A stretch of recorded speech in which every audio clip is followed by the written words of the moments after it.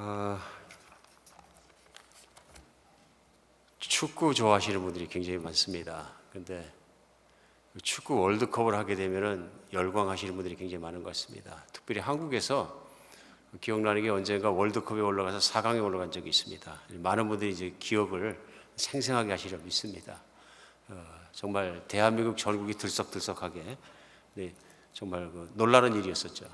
그러니까 그때 당시 얼마나 열광했는지, 그때 그 열광 가운데 누군가 얘기하기를 단군 이래로 한민족이 이렇게 똘똘 뭉쳐본 적이 없다. 그래서 다른 걸 몰라도 축구공 안에서는 똘똘 뭉쳐지더라.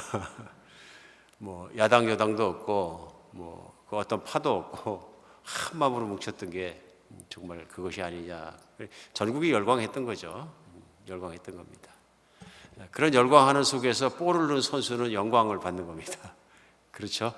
월드컵 나가서 볼을 넣었다. 굉장히 큰 영광이 되죠. 그래서 그런지 그때 이후로 보니까 우리 축구 선수들은 볼을 넣게 되면 뭐 셀리머니라는 걸 합니다. 볼을 넣고 나서 기쁘니까 꼭 큰 대회에 나가서 볼을 넣는 그 영광을 갖다가 누군가에게 돌리는 걸 볼 수 있습니다. 어떤 선수는 뭐 결혼 반지에다 뽀뽀를 하고 이렇게 보내서 아내에게 영광을 돌리기도 하고, 어떤 선수들은 뭐 다른 모습으로 하기도 하고, 또 어떤 선수들은 하나님께 영광을 돌리기 위해서 볼을 넣거나 무릎 꿇고 기도하고 하늘을 가리키기도 하고 뭐 이렇게 합니다. 세상에서 한 운동선수가 나가서 큰 세계대회에서 볼을 넣고 성공하는 것 영광이죠. 올림픽에 나가서 한 번 그 올림픽 금메달을 목에 걸기 위해서는 엄청난 노력을 해야 되고, 그것도 귀한 것이죠. 왜 그러냐 하면은 어떤 올림픽 종목에서 금메달이 하나밖에 없는데 전 세계에서 그 금메달을 목에 걸었다는 건 귀한 것이죠. 그러니까 금메달을 딱 걸게 되면 그 순간에 그 굉장한 영광으로 뭐 그냥 파송한 나라에서도 그렇고 들썩들썩 본인에게 큰 영광이 돼서 인생 중에 영광이 되는 것 같습니다. 그럼 대개 이제 영광을 가진 것을 홀로 갖지 않고 이제 누군가에게 돌리게 되는데, 그런 말미암아 영광을 돌리는 것, 그런 거 보입니다. 세상에도 영광이 있습니다. 그래서 영광이 있기 때문에 세상에서도 참 되고 싶은 게 있고, 또 갖고 싶은 게 있고, 이루고 싶은 게 있고, 그런 것 같습니다. 참 많은 영광들이 있습니다. 여기저기 번쩍거리고.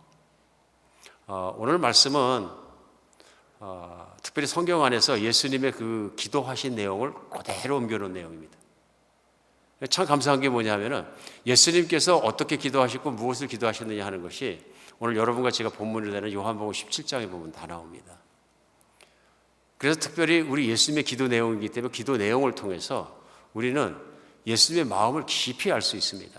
이 마음을 아는 것뿐만 아니라 어쩌면 그분의 그 전체적으로 체험할 수 있는 귀한 기회가 되는 것을 알 수 있습니다. 제자들이 아마 그 기도를 듣고 요한 사도는 그것을 직접 다 옮긴 것입니다. 참으로 귀한 기도였기 때문에 이 기도로 말미암아 여러분과 저에게도 오늘 기회가 제공되는 것이 뭐냐면 하나님을 더 알아갈 수 있습니다.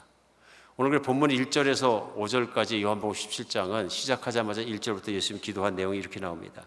예수께서 이 말씀을 하시고 눈을 들어 하늘을 우러러 이르시되 아버지여 때가 이르렀으니 아들을 영화롭게 하사 아들로 아버지를 영화롭게 하게 하옵소서. 1절 시작이 이렇습니다.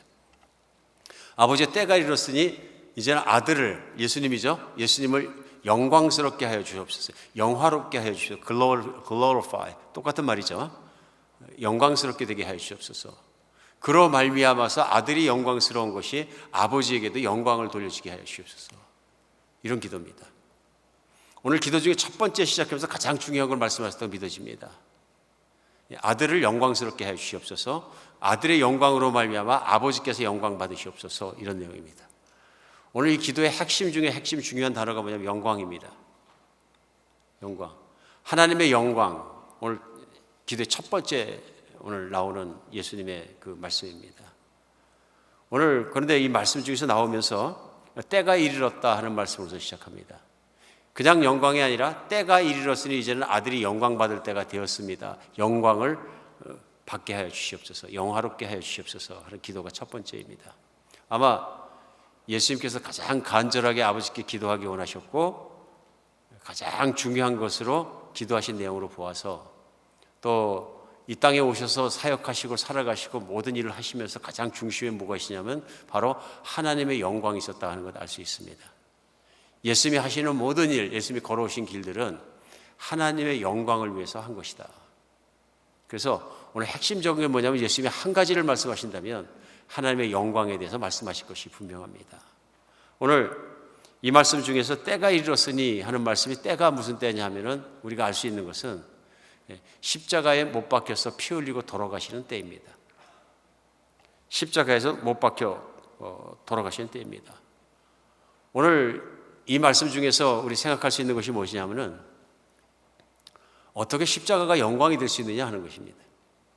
어떻게 십자가가 영광이 될 수 있느냐, 이해하기 쉽지가 않은 것이거든요. 왜냐하면 보통 세상에서는 영광은 뭐냐면 성공하는 것입니다. 세상에서 모든 영광은 성공과 관련이 있습니다. 그런데 오늘 예수님이 십자가에서 못 박혀서 피 흘리고 돌아가신 내용은 성공이 아니라 실패로 보이지 않습니까? 실패인데 오늘 처절한 실패, 모든 사람이 갖고 싶어 하지 않고 모든 사람이 가고 싶어 하지 않는 길이 뭐냐면 십자가에 죽는 길이겠죠. 비참하게 죽는 길이겠죠. 이것은 실패이고 저주입니다. 그런데 그 길을 걸어가시면서 이걸 영광에 비유하신 것입니다. 영광이라고 말씀하신 것입니다. 우리도 그렇습니다. 세상을 살면서 우리의 영광은 되게 성공과 관련이 있습니다. 우리 신앙인들에게도 자신도 모르는 사이에 하나님께 영광 돌려드리는 것은 나의 성공과 관계가 있을 때가 많습니다. 예를 들면 우리가 자식을 위해서 기도할 때도 그러지 않습니까? 열심히 기도하면서 자식이 좋은 대학교에 들어가기를 원합니다. 왜 그럽니까? 우리 좋은 대학교에 들어가서 하나님의 영광이 드러날 수 있도록 기도하게 되는 거죠.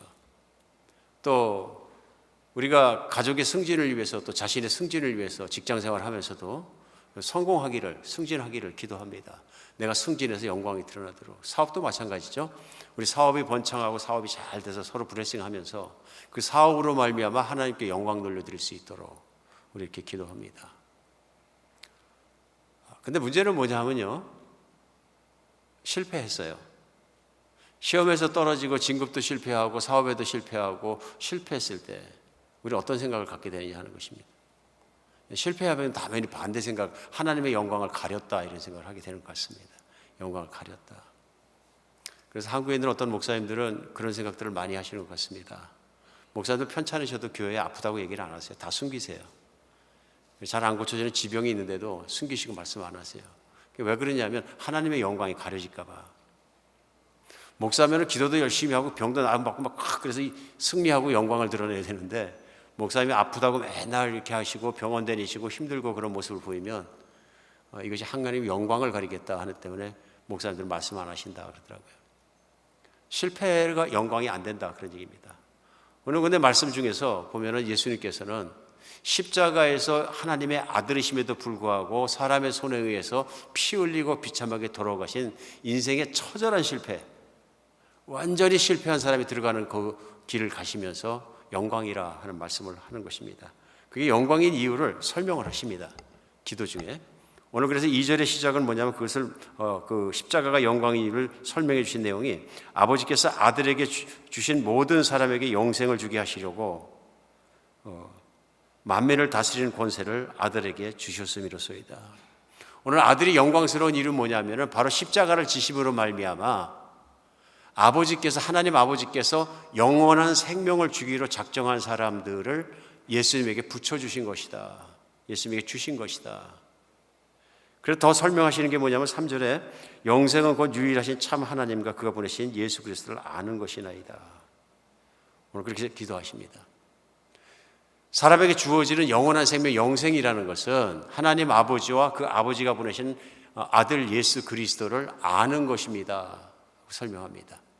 오늘 이것이 영광이 되는 이유는 뭐냐면 바로 예수님의 십자가의 죽으심을 통해서 영생을 얻은 사람들이 나오게 되고 그 영생이라는 것은 결국 하나님 아버지가 보내신 그리스도를 아는 것이 영생입니다 하고 말씀하시는 것입니다. 그러면서 4절 말씀에는 아버지께서 내게 하라고 주신 일을 내가 이루어 아버지를 이 세상에서 영화롭게 하었으니 아버지여 창세전에 내가 아버지와 함께 했던 영화로서 지금도 아버지와 함께 나를 영화롭게 하옵소서. 이게 본문 말씀이죠. 아버지께서 나에게 주셔서 하라고 하신 모든 일을 다 이행했기 때문에 아버지를 아들이 영화롭게 해드렸으니 이제부터는 이 아들을 또한 영화롭게 해 주시옵소서, 영광스럽게 해 주시옵소서 하는 기도로 마치시는 걸 볼 수 있습니다. 오늘 계속 나온 단어가 뭐냐면 영광입니다. 하나님의 영광, 하나님의 영화, 글로리입니다. 그래서 오늘 이 말씀에 예수님의 기도의 핵심의 내용이 뭐냐면 아들을 영화롭게 하시고 그로 말미암아 아버지도 영광을 받으시옵소서. 하나님 아버지께 영광을 돌려드리는 기도인데 그 핵심에 뭐가 되면 예수 그리스도의 십자가에 못 박혀 돌아가시는 사건이 있다는 걸 알 수 있습니다. 예수님께서 십자가에 못 박혀 돌아가심으로 하나님의 영광이 가장 드러난 사건이다. 그것이 왜 영광이 되느냐? 수많은 사람들이 그로 말미암아 생명을 얻게 되고 수많은 사람들이 그로 말미암아 하나님의 영광을 알게 되고 참여하게 되고 누리게 될 것이다 하는 것을 예수님께서 이미 아시고 믿으셨고 바라보고 그 길을 가신다는 걸 알 수 있습니다. 그래서 예수님께서 십자가의 길을 걸어가시는 것은 실패의 길이 아니라 참패한 길이 아니라 영광의 길을 걸어가신다는 것을 분명하게 아시고 비록 인간적인 눈을 보면 실패의 길이지만 그 길을 영광을 추구하면서 걸어가신 순종의 길이었다는 걸 알 수 있습니다. 오늘 특별한 말씀 중에서 영생은 그리스도를 아는 것이다 하고 설명하십니다. 저는 오늘 이 말씀이 굉장히 중요하다고 느껴집니다. 영생은 예수 그리스도를 믿는 것이다 해도 말씀이 되는데 믿는 것과 아는 것을 같이 말씀해서 더욱더 구체적으로 영생은 하나님 아버지가 보내신 예수 그리스도 그 아들을 아는 것입니다. 안다는 게 뭘까요? 하는 것입니다. 안다. 우리가 부부가 같이 살면서 한 부부가 사는데 내가 부부가 서로 나는 내 남편을 안다, 내 아내를 안다 하는 것은 단지 그 사람의 이름을 안다 그런 것을 넘어서는 것을 알 수 있습니다. 그렇죠? 무슨 얘기입니까? 관계를 얘기합니다. 성경 안에서도 누가 누구를 안다는 어떻게 보면 그 사람을 안다는 것은 관계가 맺어졌고 체험했다는 것을 의미합니다. 오늘 그래서 예수님이 말씀하실 때 영생은 그 아들 그리스도를 아는 것이나이다 하고 말씀하실 때 그리스도의 바른 관계 속에 들어가게 된 것을 말씀하시는 걸 알 수 있습니다. 좋은 관계 속에 들어간 것이죠. 그래서 하나님을 알면 하나님을 찬양하게 되고 하나님을 믿게 되고 하나님과 바른 관계를 맺게 되는데 그 길이 누구냐 하면 바로 예수님이라는 것입니다. 그렇기 때문에 예수님을 바로 알게 되면 하나님의 영광을 알게 되고 그 영광을 알면 하나님과 바른 관계 속에 들어가게 되는데 그것이 바로 하나님을 아는 것이다. 오늘 말씀 속에서 우리 깨달을 수 있는 것이 있습니다. 하나님의 영광을 알지 못하면 하나님을 바르게 알지 못하면 영광을 돌려드릴 수 없고 영광을 누릴 수도 없습니다. 그렇죠? 성경에 보면 구약 성경 이사야서에 이사야라는 선지자가 부름받는 장면이 이사야 6장에 나옵니다. 이사야는 그전에도 하나님을 열심히 믿으려고 경외하는 사람이었습니다. 그런데 선지자로 부르심 받으면서 더더욱 하나님의 영광에 동참하게 된 것을 이사야 6장에서 볼 수 있어요. 왜 그러냐면 하나님 보좌에 부르심을 받았어요. 하나님 보좌에 어떻게 부르심을 받았는지 모르지만은 하나님의 보좌에 부르심을 받고 보니까 하나님은 보좌에 앉아 계시고 그 옷자락은 온 성전을 덮었는데 천사들이 스랍의 천사들이 창화하여 가라되 하면서 노래하고 하나님을 찬양하는데 거룩하다 거룩하다 만군의 여호와여 천사들이 찬양하며 날아다닙니다. 그러면서 여호와의 영광이 온 땅에 충만하시도다 하며 찬양합니다. 하나님의 영광을 찬양하는 거예요. 그 모습을 그가 보면서 그 앞에 완전히 엎드러져 버립니다. 그러니까 하나님을 단순히 듣고 믿을 때 하고 하나님의 영광의 임재 앞에 들어가 있을 때에 달라지는 걸 알 수 있습니다. 아마 버들버들 떨었던 것 같습니다. 그러면서 내가 망하였다. 이제는 내가 산 사람으로 하나님을 배웠으니 하고서는 떨고 있습니다. 죽을지도 모르겠다. 인간의 모습으로 하나님의 임재 앞으로 들어가고 나니까 그런 것을 설명합니다.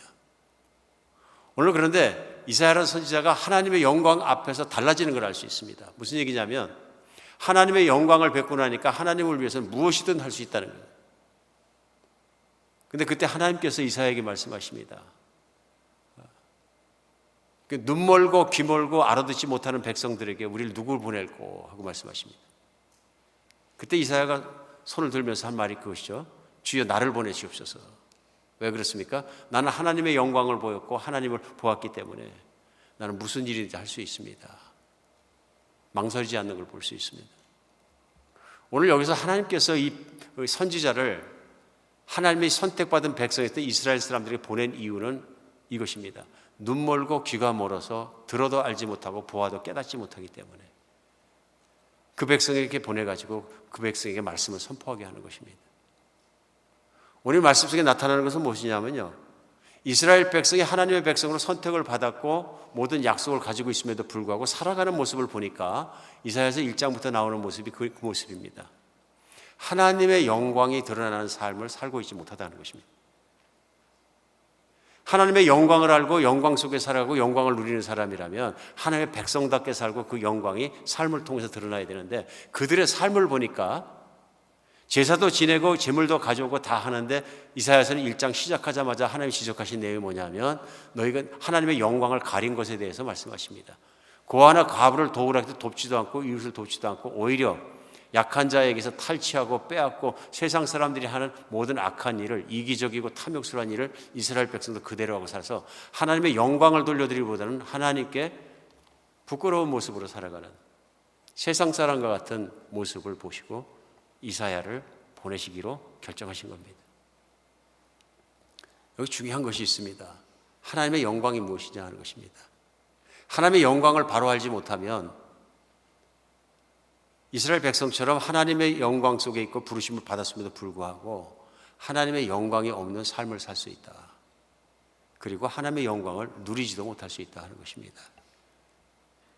오늘 말씀 속에 이런 걸 깨달을 수 있는 게 뭐냐면요, 그러면 예수님의 그 십자가가 왜 그렇게도 큰 영광이 되느냐는 거예요.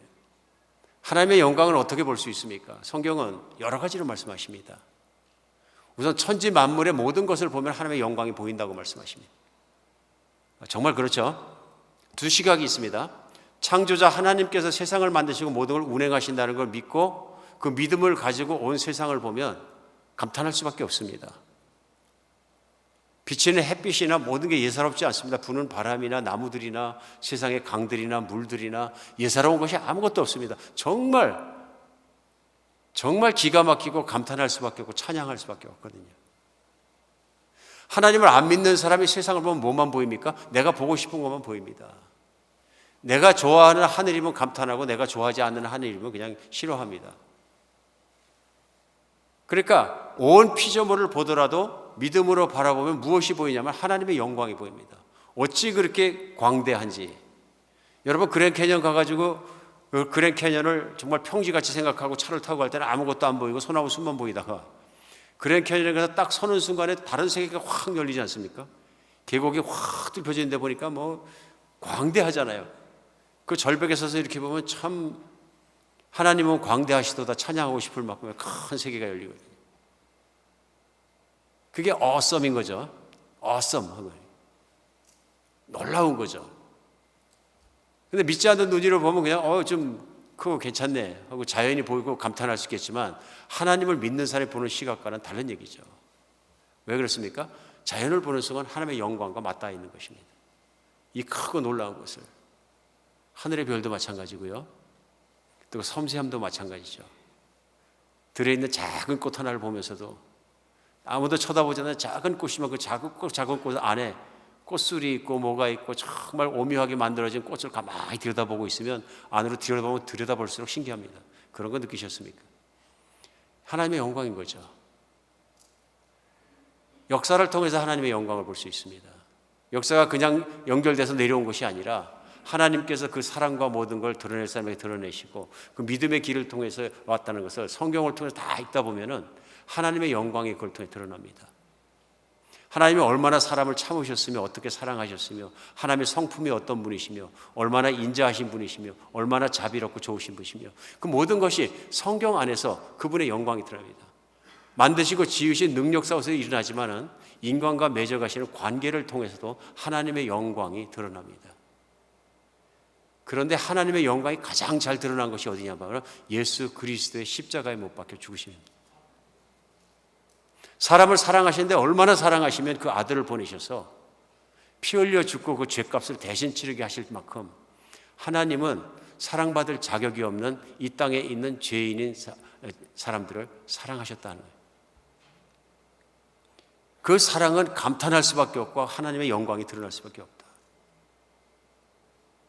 한 사람의 영광을 얘기할 때 그 사람이 해온 것이나 모든 것, 물론 그가 이룬 것, 그가 이름이 날린 것 중요한 일이지만 진짜 감탄하는 것은 뭐냐면 그 사람이 착하고 자비롭고 선해서 정말 그가 다른 사람을 사랑한 것 가지고 다른 사람을 일으킬 수 있고 다른 가정을 일으켜 세울 만큼 그렇게 깊은 사랑을 하다가 자기 생명을 내어놨다면 그 사람은 참 영광스러운 사람이죠. 오늘 하나님께서 그 사랑과 그 자비로움과 거룩하심의 영광을 그리스도 예수의 십자가의 제물로 죽으심으로 말미암아 다 드러내신 것이다. 이보다 더 큰 사건이면 사이즈로 말해도 더 큰 사건이 있을 수가 없다. 왜냐하면 아담 이후로 모든 사람이 지옥에 빠져 죽을 수밖에 없는데 예수님께서 십자가에 못 박혀 죽으시는 순간에 이제는 예수님을 믿는 사람마다, 예수님과 관계가 맺는 사람마다 죄가 용서받고 영원한 생명과 축복에 들어가고 하나님 영광을 누릴 수 있는 삶을 확 열어놓으셔서 그때 이후로 수많은 사람들이, 정말 수많은 사람들이, 셀 수 없을 만큼 많은 사람들이 천국을 들어가고 있다. 여러분과 제가 말씀을 나누고 예배를 드리고 있는 이 시간에도 지금부터 전 세계에서 매 초마다 믿는 사람이 생깁니다. 매 초마다 하나님의 복이 없는 삶을 살다가 하나님의 예수를 믿고 정말 그 영광스러운 일에 참여하는 영원한 생명을 가진 하나님의 자녀로 옮겨지고 있습니다.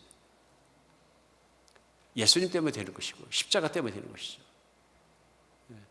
1904년도에 인도에서 대부흥이 일어날 때 부흥회를 인도하셨던 존 하이드 선교사님이 그런 체험을 얘기하십니다. 무슨 체험이냐면은 부흥회를 위해서 하루 종일 기도한 적이 있었는데 그때 개를 쳐다보게 됐는데 이 개를 쳐다보니까 하나님의 영광이 느껴졌다. 여러분 생각하시기에 개를 봤는데 왜 하나님의 영광이 느껴졌나 할지 모르지만 특별한 깨달음이었다 하면서 말씀하십니다. 그게 뭐냐 하면은 뭐 미국에 사는, 한국에 사는 개들은 너무 잘 먹고 살아서 정말로 사람보다 더 편안하게 살고 우아하게 살고 이쁘게 사는 경우가 많습니다. 인도의 개는 다른 얘기입니다. 물론 애완견도 있습니다만 대부분의 인도에 있는 개들은 가서 보면 길에서 삽니다. 길에서 사는데 저희가 인도 단기 선교했을 때 보면 개처럼 그렇게 지저분하게 사는 것이 없습니다. 쓰레기 뒤져먹고 사니까요. 쓰레기들 뒤지는 것뿐만 아니라 막 때려 몰려다니죠. 낮에는 잠만 자는데 저도 이렇게 보니까 만질 수가 없습니다. 만져도 안 되고요. 레비가 오르고 해서. 근데 거의 모든 개가 털이 거의 막 여기저기 다 빠져 있고요. 여러 가지 이유 때문에 그런 것 같습니다. 병을 앓고 피부병도 있고 뭐 바짝 말라서 갈비뼈가 다 드러나왔는데 무섭게 생겼어요. 그런 개들이 뭐 털도 지저분하고 홈리스인 거죠. 근데 한두 마디가 아니라 몇십 마리씩 몰려다니기도 하고 동네마다 있고 길거리마다 있습니다. 그러니까 어떻게 보면 가장 천하게 취급받는 게 뭐냐면 길에서 돌아다니는 개인 거죠. 그 모습을 보면서 이 존 하이드 선교사님이 무슨 생각을 했냐면 예수님이 이 땅에 사람으로 오신 것 자체가 사람이 개가 된 것 이상이다. 하나님의 아들이 하나님이 세상에 인간이 되셔서 온다는 것이 어떤 각오로 어떻게 오셔야 되는 건지를 개를 이렇게 쳐다보면서 인간이 개가 돼서 길거리에 저렇게 살아가면서 돌아다닌다면 어떨까 생각해 보니까 상상할 수 없는 은혜다. 생각할 수도 없는 은혜다. 그러면서 십자가를 생각하고 바라보니까 하찮은 인간을 위해서 하나님께서 그 생명을 바치고 오시는 것이 놀라운 하나님의 영광이다. 그가 그 깨달음을 가지고 인도 사람들이 모일 때마다 예수 그리스도의 십자가의 복음을 전했을 때 눈물로 그 사람들에게 복음을 전했을 때 하나님은 여러분을 그렇게 사랑하십니다. 수많은 인도 사람들이 당시에 회개하고 예수님께 돌아왔다 하는 간증을 하고 있습니다. 기가 막힌 일인 거죠, 사실은. 그런데 십자가를 통해서 하나님의 영광을 깨닫고 알고 믿게 되면 기가 막힌 일입니다. 세상에 어떻게 이런 일이 있을 수 있습니까? 하고 얘기할 만큼 기가 막힌 일입니다. 하나님의 영광이 그 십자가를 통해서 그 사랑을 통해서 거룩하심을 통해서 믿어지고 보여지게 되면 인생이 달라진다는 것이죠. 인생이 달라질 수밖에 없습니다. 왜 달라지느냐 하면은 하나님의 영광에 비교하면 세상에 있는 건 아무것도 아니기 때문에 그렇습니다. 세상에 있는 건 아무것도 아니기 때문에 그렇습니다. 하나님의 영광을 내가 누리게 됐다고 생각하면 너무너무 기뻐가지고 그 영광 속에 내가 정말 살아가기 때문에 이제 세상에 있는 게 아무것도 아닌 걸로 느껴진다는 거예요. 사도 바울이 그것을 고백했습니다. 로마서 5장 1절로 2절에 이렇게 고백합니다. 그러므로 우리가 믿음으로 의롭다 하심을 받았으니 우리 주 예수 그리스도로 말미암아 하나님과 화평을 누리자. 또한 그로 말미암아 우리가 믿음에 서 있는 이 은혜에 들어감을 얻었으며 하나님의 영광을 바라고 즐거워하느니라. 예수를 믿음으로 말미암아서 이제는 죄가 용서받고 하나님과 바른 관계에 살아가는 은혜에 들어감을 얻었는데, 그러므로 이제는 뭐 하자고요? 하나님의 영광을 바라고 즐거워한다. 하나님의 영광에 동참하는 사람이 되었다. 하나님의 영광이 내 것이 아니고 나와 관계없는 것이 아니라 하나님의 영광 그 자체 안으로 내가 들어갔다 하는 얘기죠. 예수 그리스도를 믿게 되었고 알게 되었고 그분을 말미암아 하나님의 자녀가 되었다는 얘기는 하나님의 그 영광 가운데로 들어가게 되어서 이제부터는 하나님의 영광을 즐기자. 하나님의 무한정한 사랑을 내가 그 안에서 누리고 즐기고 살아간다 하는 설명합니다. 이 십자가의 사랑과 하나님의 사랑 안에 이렇게 영광 속에 거할 수 있기 때문에 사도 바울은 무슨 얘기를 하냐면요, 과거에 빌립보서 3장 말씀에는요, 무엇이든지 내게 유익했던 것을 내가 그리스도를 위해 다 해로 여기고 배설물같이 여긴다. 내가 예수님을 알고 믿고 그 영광 가운데 살고 그 영광을 내가 추구하며 사는 거에 비교하면 이 세상에서 내가 추구하고 갖고 싶고 내가 모든 것들은 배설물같이 생각한다. 오늘 여러분과 저도 살아가면서 예수님을 만나는 기가 막히는 은혜를 입습니다. 하나님의 영광을 알게 된 것입니다. 너무나 큰 영광인 거죠. 제가 늘 생각이 나고 또 자주 말씀에도 나누는 그런 내용 중에 하나가 뭐냐면, 예수님이 나를 위해서 십자가에 못 박히시고 피 흘려 돌아가신 생각을 하게 되니까 온 세상이 너무 작게 보이는 거예요. 너무 감사하고요. 그래서 뉴욕에 있는 어떤 오래된 교회 방 하나에 있다가 예수님 십자가에 못 박히신 모습만 큰 화면에 화폭으로 직접 그려서 담아놓은 곳이 있습니다. 그 앞에 벤치 하나 딱 놨는데요, 제가 몇 달간을 그 앞에만 가서 묵상했던 기억이 납니다. 한 번 가면 2시간, 3시간 앉아있다가, 저로서는 이 세상 다 생각 안 해도 그 십자가에 못 박혀 돌아가신 예수님만 생각해도 세상의 모든 것은 내 것이고 하나님의 사랑이 확실히 내 가슴 속에 떨어지고 하는 것을 내가 느끼면서, 어떻게 이런 일이 있단 말인가. 하나님을 만날 수도 없고 만나기도 정말 상상할 수 없는 일인데 하나님이 그 아들을 보내주셔서 이렇게 십자가에 피 흘려 들어가시게 하시고 만나주신단 말이냐. 그것이 감사해서 늘 쳐다봤던 기억이 나고 눈물을 흘렸던 기억이 납니다. 큰 영광인 거죠. 그러면서 생각을 해보니까 이제는 어떻게 살 것이냐 하는 생각이 많이 났습니다. 그러면 이제부터는 어떻게 살까? 왜 그러냐면, 과거에 내가 어떻게 살았냐면 예수님 만나기 전에는 이 세상에 있는 것을 갖고 싶어서 이루고 싶어서 살았다는 것이 기억이 났습니다. 성공하고 싶고 돈 많이 있는 기업에 회장되고 싶고 전 세계에 군림하고 싶고 그랬던 자신의 모습과 자신의 생각들을 제가 보게 된 것입니다. 예수님을 믿고 나서 그러고 나서 바라보니까 그게 영광스럽게 보이지 않아요. 과거엔 그게 영광스럽게 보였습니다. 특별히 먼저 사업을 해가지고 세계를 누비면서 그냥 정말 큰 사업들을 일으키셔가지고 회장이 되고 한 그분들을 존경했어요. 야, 대단하다. 그래, 몇몇 존경하는 사람들도 있었고 그런 마음이 들었었는데, 예수님을 믿고 나서 보니까 아무것도 아니에요.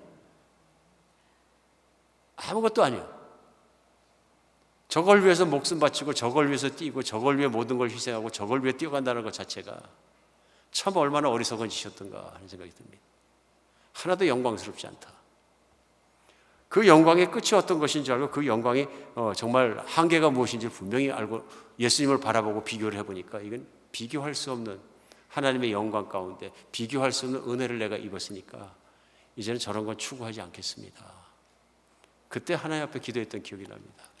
전에는 세상 영광을 위해 살았지만 이제 그렇게 살지 않게 주시옵소서. 다른 것이죠.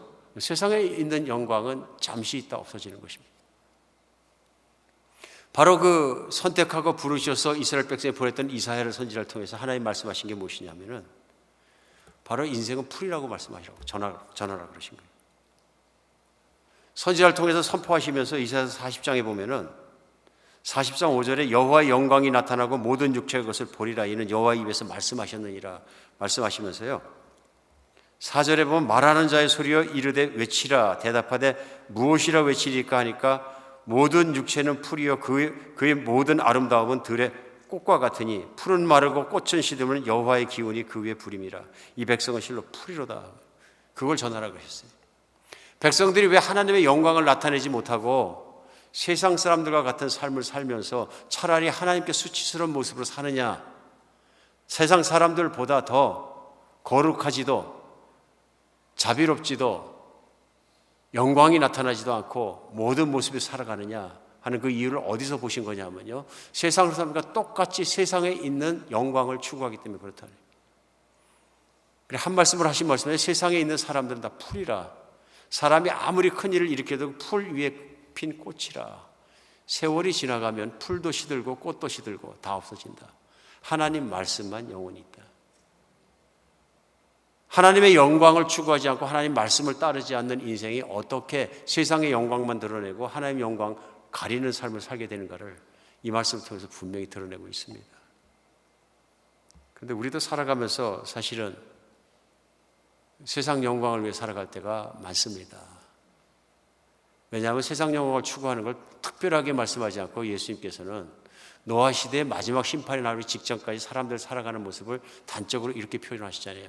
그때까지 정말 그 노아의 방주가 닫힐 때까지 오늘 죽을 걸 알지 못하고 세상 사람들은 먹고 마시고 시집가고 장가가고 즐기고 집을 짓기도 하고 살았다 하는 일. 하나님의 영광을 생각하지 않는다. 그러면 세상 사람처럼 된다. 그럴 수밖에 없잖아요. 오늘 우리가 사는 것도 그런 것 같습니다. 세상에 있는 것이 좋아 보이면 그걸 따라가게 되고 세상을 걸 추구하게 되면 따라가게 돼 있죠. 근데 모두에게 그런 일이 밀어닥칠 수 있는 것 같아요. 왜냐하면 일상이기 때문에요.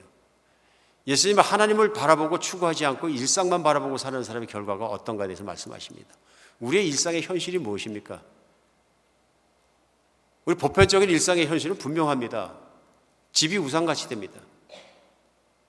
요즘 같으면 더 그렇습니다. 떠나온 쪽은 한국에서나 미국에서나 동일합니다. 왜 우상같이 되냐면은 집을 갖는 것이 소원처럼 돼버리기 때문에 이제 젊은이가 학교 졸업하고 취직해갖고 부부가 결혼하고 살면서 간절히 갖고 싶었던 게 집이 아니겠어요? 근데 한국도 집값이 올라가고 중국도 더 올라가고 미국도 요즘 들어서 엄청나게 올라가니까 예전에는 스타라홈 시작하는 첫 번째 젊은이들이 사서 살 수 있는 집들이 10만 불, 20만 불 때 얼마든지 살 수 있었어요. 무슨 얘기냐면 조금 열심히 하면 리치해서 살 수 있고 정착할 수 있는 스타라홈들이 있었어요. 근래 몇 년간 막 집값이 다락같이 올라가니까 스타라홈이 40만 불 안 가지 못 사는 거예요. 아무리 집이 작아도 30만 불이 넘어가고. 그러면 학교에서 작작은 빚지고 나오고 이런 젊은이가 결혼을 해가지고 살면서 집을 갖는다는 건 허망하게 힘든 일이에요. 요즘도 아파트 값이 올라가지고 뭐 아무리 싼 아파트도 2,000불이 넘어가는 거예요. 좀 둘이 살만하면 2,500불, 3,000불 줘야 되고요. 그럼 둘이 벌어가지고 주거를 위해서 다 놓고 나면은 세이빙할 돈이 없으니까 집 살 길이 없는 거예요. 현실 아닙니까? 그러면 무슨 얘기냐면 집이 그렇게 커 보이는 거예요. 집이 커 보이니까 둘이서 힘을 다해갖고 집을 사는데 인생을 10년, 20년 다 쓰는 겁니다. 비싼 집 사갖고 몰개지 내려면 있는 힘 다해서 또 밀어넣어야 되니까요. 거기에 푹 빠지지 않을 수가 없습니다. 집을 짓고 집을 헐고 집을 갖고 원하고. 한국은 더하죠. 그냥 젊은이들에게 돈이 없고 아버지가 안 물려주면은 아파트는 그냥 꿈이다 그러더라고요. 젊은이들이 그러더라고요. 그냥 꿈입니다. 아예 포기했다 그러더라고요. 세상이 볼 수밖에 없습니다. 빨리 은퇴하고 돈 많아갖고 죽을 때까지 먹고 살 돈 이미 다 벌고 은퇴한 사람이 스타같이 높아지는 거죠. 일상적인 꿈이 되는 거예요.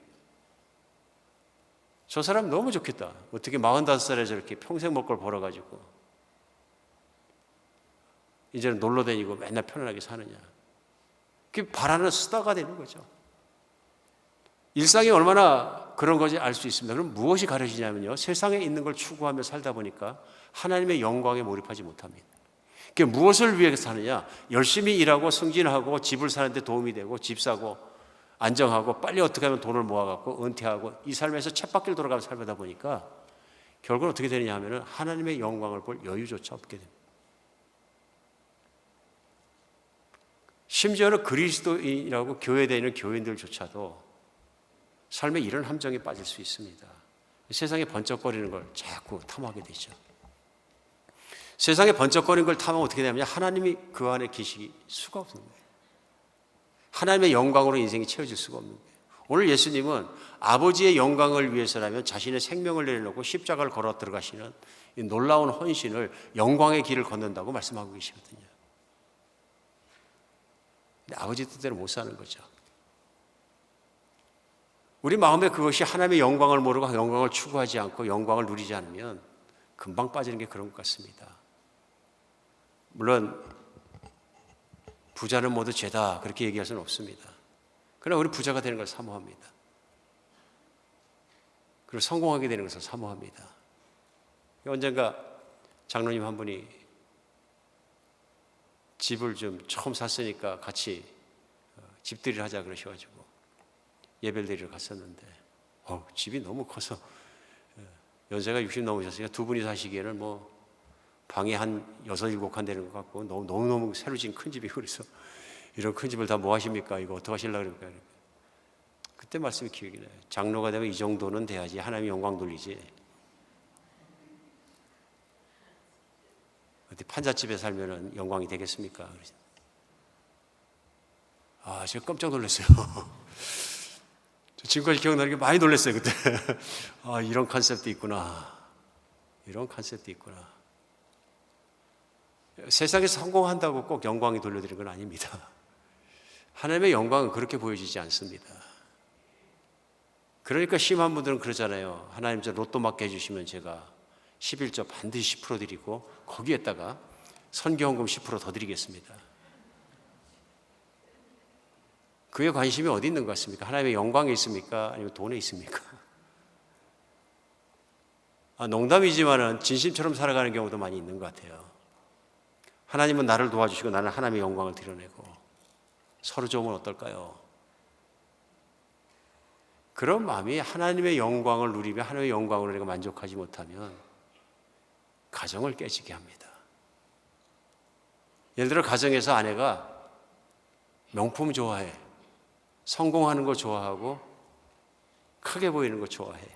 친구들한테 자랑하는 거 좋아하고 많이 그러잖아요. 근데 뭐 오늘 또 말씀대로 생각하시면 명품 싫어하는 사람이 어디 있냐 생각하실지 몰라요. 근데 명품이 없이는 못 살 만큼 좋아하게 되면 가정에 문제를 일으킵니다. 뭐 옷을 입어도 그렇고 핸드백을 들어도 그렇고 차를 사도 그렇고 집을 사도 그렇고 끊임없이 추구하는 게 명품이다 보니까 명품이 다 비싸잖아요. 남편 골 빠집니다. 결국은 남편이 벌으라 그러면은 남편이 돈 못 벌면 어떻게 되냐면요, 바가지가 되는 거죠. 실망이 되는 거죠. 안 그렇겠어요? 내가 기대했던 게 깨지면 그게 시험이고 시험 드는 거고 실망 드는 거니까 남편에 대해서 시험 드는 거죠. 이런 남편 만나고 평생을 내가 하고 그런 마음을 안 갖겠어요? 남편 잡는 겁니다. 무슨 얘기냐 하면은 가장 소중한 게 누구예요? 남편입니다. 영생을 예수 그리스도를 아는 것인 것처럼 결혼은 배우자를 아는 것입니다. 관계를 맺는 것이고 바른 관계를 맺는 것이거든요.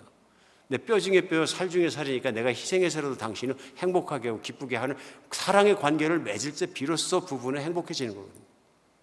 하나님이 말씀하신 행복의 원리와 하나됨의 원리를 떠나서 명품 너무 좋아하다 보면 내 마음이 다 밖에 가 있기 때문에 나타내는 것에 있기 때문에 누리는 것에 있기 때문에 남편이 내 핸드백보다 차보다 집보다 내가 누리는 것보다 유명해지는 것보다 중요하다는 걸 잊어버리게 되는 거죠.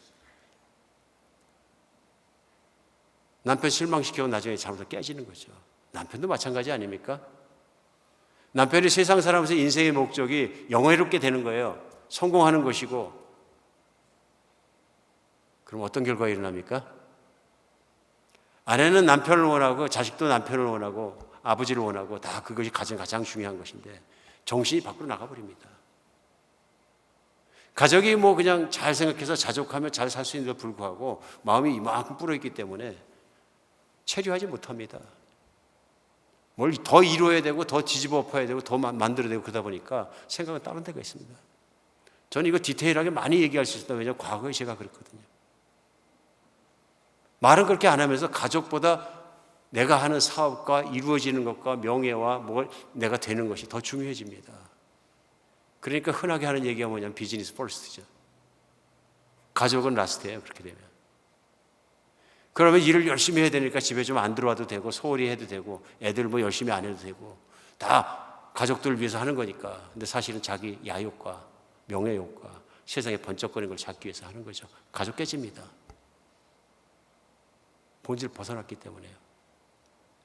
하나님의 영광을 드러내면서 사는 것은 그렇게 어렵지 않습니다. 말씀대로 사는 겁니다. 하나님의 주신 가족의 본질은 무엇이냐면 서로 사랑하고 자아 없이 사랑하며 하나됨 속에서 그 사랑을 체험하며 사는 것입니다.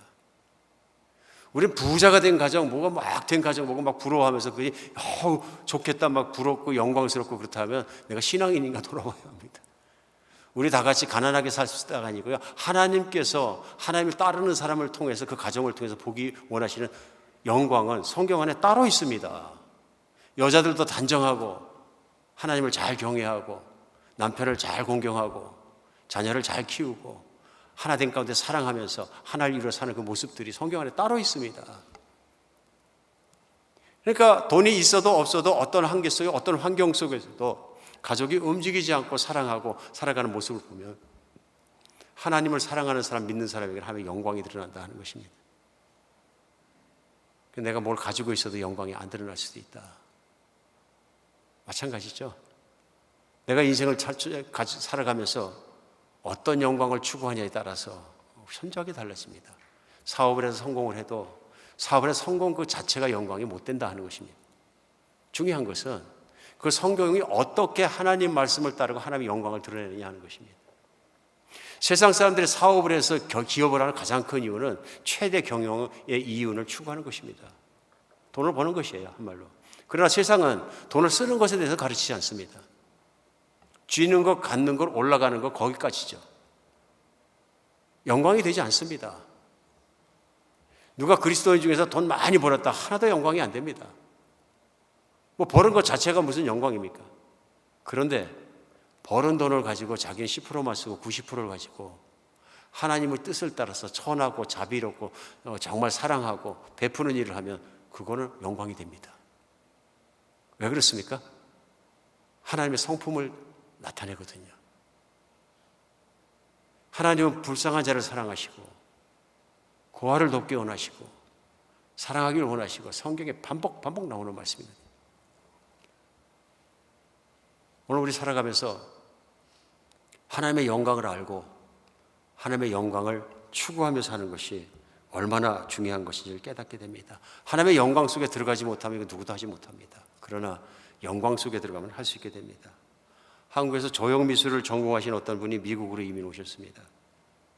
열심히 하시던 전공 과목인 조형미술을 공부하셔서 작품 활동을 하면서 인정을 받아서 세계 100대 조형 건축가로 선정될 만큼 젊은 나이에 아주 탁월한 분이 되셨어요. 그런데 한창 젊은 나이에 성공하고 있는데 식도암이 걸리셨어요. 이 암이 중해지셔가지고 밥도 드실 수 없고 병원에 입원해 있어야 되고 이제 말기로 치달아 가서 생명이 언제 돌아가실지 모르는 상태로 번져가기 시작했어요. 그래서 식사도 코로다가 튜브를 집어넣어서 죽을 집어넣는 정도로 연명을 하고 있었어요. 이분이 죽음의 소나기로다가 자기 목을 바짝 조이면서 가까이 오는 것을 느끼면서 이런 생각을 하게 됐다 그래요. 내가 한 생을 살면서 하나님을 위해서 살았다고 말할 수 있는 것이 뭐가 있는가? 내가 과연 하나님 영광을 위해서 살았다고 말할 수 있는가? 이분은 그렇다고 대답할 수가 없었다 그럽니다. 어느 날 가족 중에 한 사람이 연변과학기술 때 김진경 총장님 그 설교 테이프를 구해와서 한번 들어보지 않겠느냐. 그래서 병상에 있으면서 그 설교 테이프를 들었대요. 그때 그 김진경 총장님 하신 말씀 중에서 여러분 하나님이 가장 기뻐하는 삶이 무엇인지 압니까? 복음을 모르는 사람에게 복음을 음으로 양으로 직접 간접으로 전하는 삶을 구심점에 두고 인생을 살게 하는 것입니다. 당신의 생은 정말 그렇게 살고 있습니까? 만약 여러분도 하나님의 영광을 위해 복음을 위해 살고 싶으면 연변과학기술대학으로 오십시오. 거기 오면 중국 젊은이들이 기다리고 있습니다. 그들에게 복음을 전할 수 있습니다. 그들의 장래를 통해서 하나님의 영광을 받을 수 있도록 여러분은 썩는 미랄이 될 수 있습니다. 이 설교를 듣다 보니까 가슴을 후벼 파는 것처럼 아팠다 그래요. 옛날에는 몰랐는데, 예수를 믿으면서 그 내용을 몰랐는데, 이제는 어떻게 살아야 된다는 것이 깨달아지면서 그렇게 살지 못하는 몸이 아픈 것을 보면서 가슴이 너무 힘들고 아팠다. 그러면서 하나님, 제가 진작 이것을 알았으면 얼마나 좋았을까요? 그러나 지금 하고 싶어도 할 수 없는 몸이 되고 주님 불쌍히 여겨주시옵소서 하면서 눈물을 흘리면서 기도했다 그래요. 부끄럽고 스스로 불쌍한 생각이 들어서 아마 눈물을 흘리면서 기도했던 것 같아요. 그때 갑자기 차갑던 손이 뜨거워지고 손발이 뜨거워지면서 몸이 변화가 오는 것을 느끼고 계속 기도했더니 하나님께서 몸을 낫게 해주셨다. 이번에 코에 있는 호수도 빼고 스스로 먹게 되고 걷게 되고 재활하셔서 첫 번째 하신 일이 뭐냐면 아내와 함께 연번에 나타나셔서 과학기술대학에서 건축학 교수가 되신 일입니다. 중국 젊은이들을 섬기고 복음 전하는 일을 하고 계시다고요. 왜 일어납니까? 암에서 낫고 기적을 체험하는 것도 중요하지만 하나님의 영광을 체험하고 나니까 달라지잖아요. 하나님의 영광 안에 들어가니까 달라진 거죠. 죽을 수밖에 없는 인생이 하나님 만나서 새 생명 받고 새로 살게 되고 새 인생을 살게 되었다는 것. 그거 이상 큰 일이 어디 있고 그거 이상 큰 영광이 어디 있습니까? 그런데 거기서 끝나지 않고 내가 인생을 살면서 살아가는 동안에 바로 성령님이 동행해 주시고 하나님이 함께 계시고 나와 지켜주시고 그거 이상 더 큰 것이 어디 있고 그거 이상 영광이 어디 있습니까? 이제 남은 것은 하나 아니겠습니까? 내가 내 삶을 통해서 어떻게 하나님께 영광 돌려드릴 수 있습니까? 오늘 예수님 말씀하십니다. 아버지께서 내게 하신 모든 말씀을 다 이루어 아버지를 영화롭게 하였사오니 우리 인생의 마지막도 그렇게 되면 얼마나 좋겠습니까? 하나님께서 나에게 말씀하시고 말씀하신 모든 걸 내가 다 그 길을 따라서 아버지 말씀의 길을 따라왔으니 이제는 저도 영화롭게 하옵소서. 우리 죽음의 끝에 맨 인생의 끝에 그 말을 할 수 있는 인생을 산다면 얼마나 기쁜 인생이겠습니까? 얼마나 남는 인생이겠습니까? 그러나 세상에 번쩍거리는 것은 풀과 같이 없어진다고 말씀하십니다. 풀같이 없어진다. 세상에는 번쩍거리는 것 때문에 우리가 현혹되지 않았으면 좋겠습니다. 하나님 만났으니까 하나님 영광 속에서 그 영광을 추구하며 정말 그 영광을 즐기며 살아가는 여러분과 제가 됐으면 좋겠습니다. 기도하겠습니다.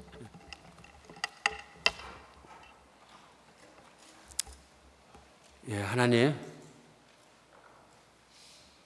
세상에 있는 번쩍거리는 것들 때문에 사람이 손으로 만든 번쩍거리는 미끼를 덥석 물어버린 물고기처럼 그렇게 세상에 질질 끌려가지 않게 하여 주시옵소서.